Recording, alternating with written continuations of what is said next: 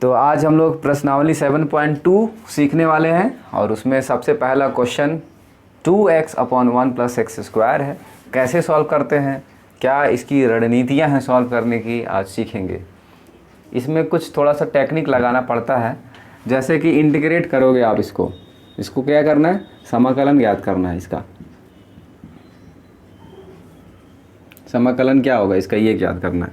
तो जब इसका समाकलन ज्ञात करना शुरू करोगे तो भारी कन्फ्यूज़न होगा कि इसका समाकलन क्या लिखें। जैसा कि पिछले वीडियो में मैं क्या बताया हूँ कि किसका अवकलज है ये पता करना पड़ेगा, लेकिन यहाँ इस प्रकार के टर्म का कैसे पता करोगे किसका अवकलज है, मुश्किल है ना। तो इसलिए थोड़ा सा इसको हम लोग टेक्निकली कैसे सॉल्व करते हैं थ्योरी बता देता हूँ। इसमें सबसे पहले आपको मानना पड़ता है, लेट करना पड़ता है। माना 1 + x² को t मानेंगे, 1 + x² को t मानेंगे। क्यों मानेंगे इसका भी कारण बताऊंगा। पहले देख लो क्या आ रहा है t मानने से। तो t मानने के बाद फिर क्या करोगे, अवकलज ज्ञात करोगे, इसका डिफरेंशिएट करोगे, अवकलज ज्ञात करोगे। अवकलज क्या आ जाएगा इसका, तो अवकलज हो जाएगा 0 हो जाएगा 1 का और x² का हो जाएगा 2x, ठीक है। और t का कुछ नहीं लिख सकते हम लोग, dt/dx, क्योंकि x के सापेक्ष कर रहे हैं। अवकलज किसके सापेक्ष कर रहे हैं, x के सापेक्ष कर रहे हैं, x के सापेक्ष अवकलज कर रहे हैं। इसलिए अपन लोग को t को dt/dx ही लिख पाएंगे। फिर से देखना यहाँ पास इसी का अगला सॉल्यूशन, 2x मिला, फिर इसके बाद dt/dx मिला। अब यहाँ पास से क्या करना हम लोग को, dx निकालना है। तो dx कैसे निकालोगे, 1 का dt में इंटू कराओगे तो क्या आ जाएगा, dt मिल जाएगा। 2x में dx को मल्टीप्लाई कराओगे तो 2x dx मिल जाएगा, ठीक है। ये क्रॉस मल्टीप्लाई हो गया। अब यहाँ से dx निकालोगे तो dt/2x, dx को यहीं छोड़ दिए हो और 2x डिवाइड में चल जाएगा, किसके, dt के डिवाइड में। तो dx का मान अपन लोग को मिला क्या, dt/2x, ठीक है। अब इसको नोट कर लो, फिर इसके आगे मैं बताता हूँ।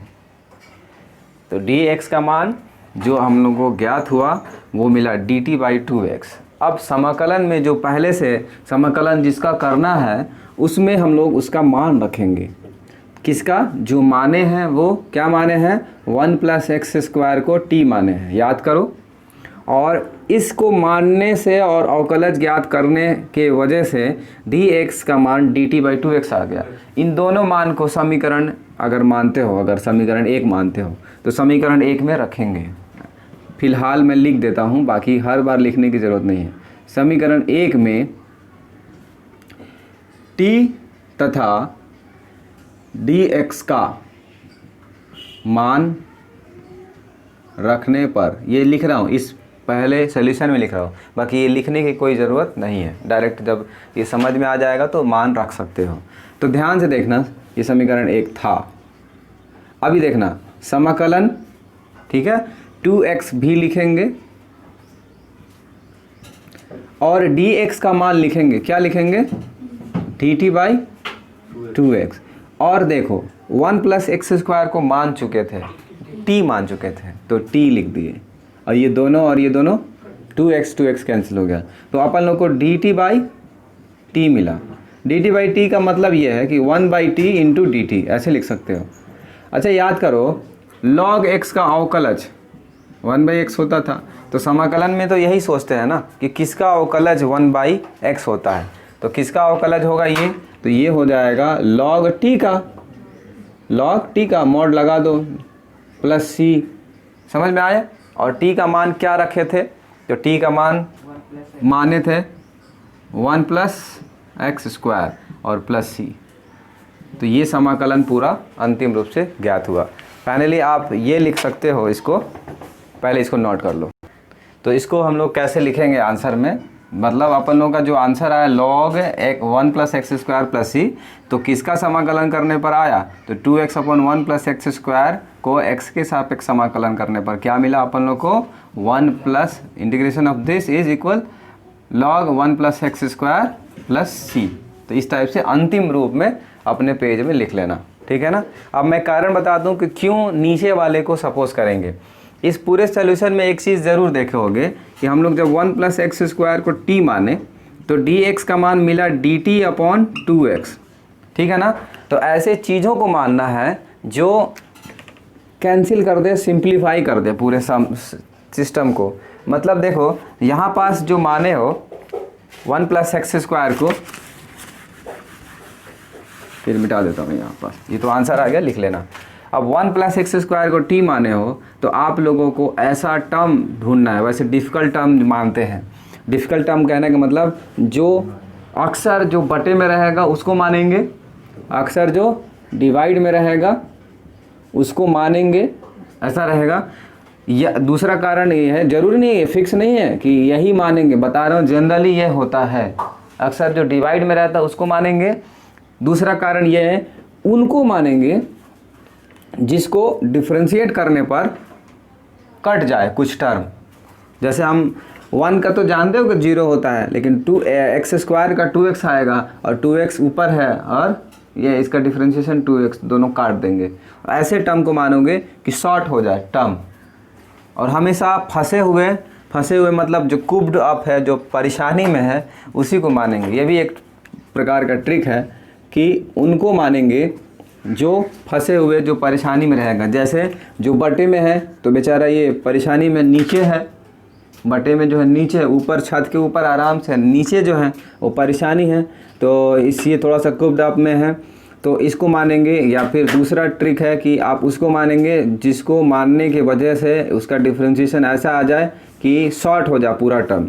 जैसे एग्जांपल के लिए अभी फिर से बता दूं मैं, 1 + x² नीचे वाले को माने तो इसका आया 2x और इसका आया dt/dx। एक चीज़ और इसमें देख सकते थे, 2x dx = dt, तो हम चाहें तो पूरा 2x dx को हम dt तुरंत लिख सकते थे ऊपर, और नीचे t तो तुरंत आ जाता, काटने की भी ज़रूरत नहीं पड़ता, वो शॉर्ट हो जाता। और आगे क्वेश्चन करते जाएंगे और चीज़ें समझ में आती जाएगी। अगला क्वेश्चन देखते हैं। तो हमारे पास सेकंड नंबर क्वेश्चन है, और सेकंड नंबर क्वेश्चन में क्या है, उसको कैसे सॉल्व करेंगे चलिए देखते हैं। इसमें log x² अपॉन क्या है, x है, और समाकलन करना है x के सापेक्ष, ठीक है ना। इसमें क्या मानेंगे, अच्छा मान लो मैं बताया है कि नीचे वाले डिवाइड में अक्सर मानते हैं, तो क्या x को मानोगे तो क्या मिलेगा तुमको, x का अवकलज करोगे तो x का अवकलज करोगे, यहाँ कर देता हूँ अवकलज, x को t मान लिए और इसका अवकलज करें तो क्या मिला 1, और इसका क्या मिला dt/dx, तो dx = dt आ गया। तो इससे क्या तुम्हारा शॉर्ट होगा, कुछ नहीं, छोटा होगा टर्म, इसलिए हम लोग इसको नहीं मानेंगे। जो फंसा हुआ मतलब देखो थोड़ा सा परेशानी में थोड़ा सा बड़ा टर्म दिखेगा, थोड़ा सा समस्या जनित दिखेगा, इन्हें log x⁴ है, बोझ उसके ऊपर है, log x जो है वो थोड़ा फंसा हुआ टर्म है। और दूसरा कारण ये है कि log x को जब भी मानोगे t तो आ जाएगा 1/x आ जाएगा, log x का अवकलज करोगे तो। इसमें प्रोसेस यही है कि आप पहले जिसको मानते हो उसका तुरंत अवकलज करोगे, तो अवकलज जब करोगे यानी डिफ्रेंशिएट करोगे तो क्या आएगा 1/x और = dt/dx। अब इसको क्रॉस मल्टीप्लाई कराओगे, या फिर ये बोल सकते हो कि dx यहाँ आ गया 1/x और dx, भाई dx को क्या किए यहाँ इंटू करा दिए क्रॉस में, तो क्या मिला dt मिला। समझ में आ रहा है। अब इसके बाद हम लोग क्या करेंगे, समीकरण जो है, समाकलन जो करना है, इसको क्या मान लिए थे, t मान लिए थे, तो इसको t लिखोगे। अब देखो 1 तो है ना ऊपर में, कुछ नहीं है तो 1/x और dx को क्या लिखेंगे, डायरेक्ट dt लिख दे डायरेक्ट। समझ में आ रहा है।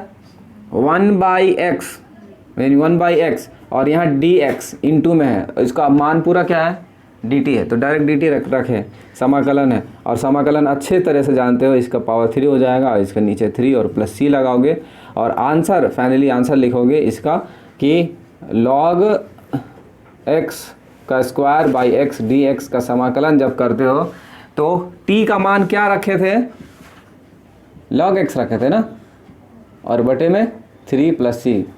समझ में आया क्या कैसे करना है।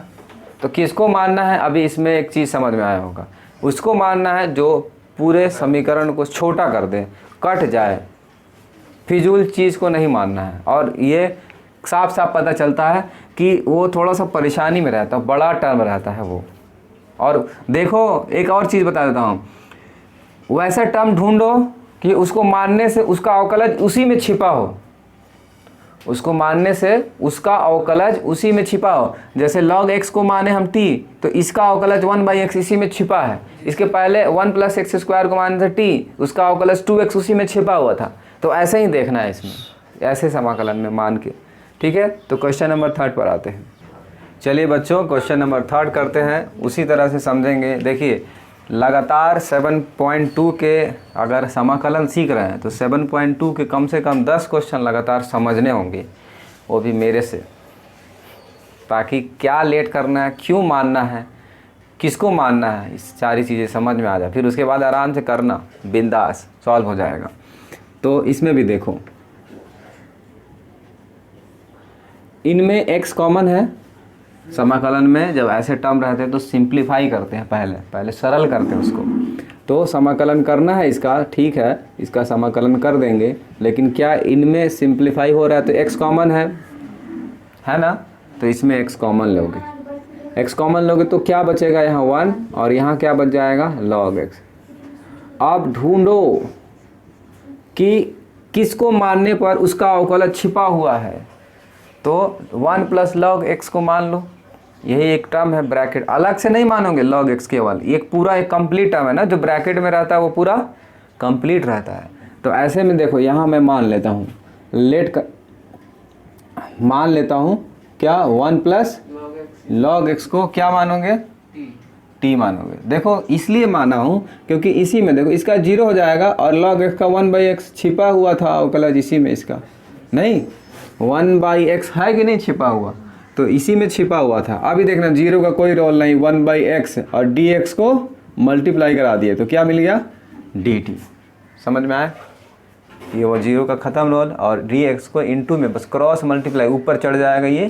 तो 1/x dx को देखो, इसको थोड़ा सा खतरे के निशान से घेर देता हूँ क्योंकि इसका मान जाने वाला, इस पूरे मान को और यहाँ से लेके इसके मान को हम क्या लिखेंगे, dt लिखेंगे, नहीं तो देखो क्या हो जाएगा अब, तो इस पूरे समाकलन में उसके मान को dt लिखोगे और नीचे देखना ये तो ख़त्म हो गया, अब बचा क्या, ये इसको मान चुके थे क्या, t। तो ये 1 कुछ नहीं तो 1 है ना, तो 1/t है ना, तो 1/t का समाकलन क्या होता है, log t, मॉड में लगा दो, ठीक है ना। अब उसका फिर मान क्या लिखोगे, नीचे दिख रहा है, बिल्कुल दिख रहा है ना।